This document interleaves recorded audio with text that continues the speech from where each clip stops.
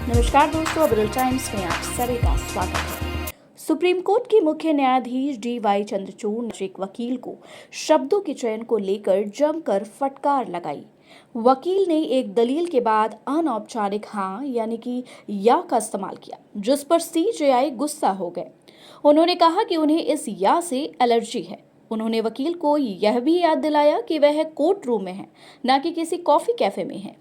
CJI DY Chandrachud ने एक वादी द्वारा उन्हें राहत न देने के लिए एक न्यायाधीश के खिलाफ आंतरिक जांच की मांग पर आपत्ति जताई।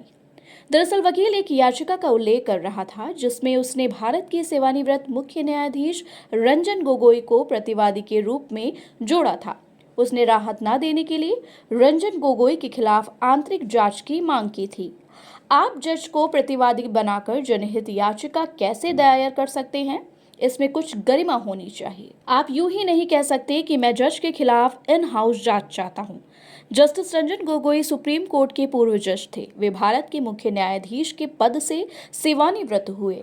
आप यह नहीं कह सकते कि मैं जज के खिलाफ इन हाउस जांच चाहता हूं, क्योंकि आप बेंच के सामने जाने में सफल नहीं हुए। माफ कीजिए, हम इसे बर्दाश्त नहीं कर सकते। दलील देते हुए वकील ने कहा कि या तत्कालीन CJI रंजन गोगोई ने मुझे क्यूरेटिव दाखिल करने के लिए कहा था। चीफ जस्टिस ने उनकी बात बीच में ही काट दी और कहा यह कोई कॉफी शॉप नहीं है, यहाँ या का इस्तेमाल ना करें। वकील ने इसके बाद मराठी में बोलते हुए कहा कि न्यायमूर्ति गोगोई ने एक अवैध बयान के आधार पर उनकी सेवा समाप्ति को चुनौती देने वाली याचिका को गलत तरीके से खारिज कर दिया था और फैसले में कानून की गंभीर त्रुटियां थीं।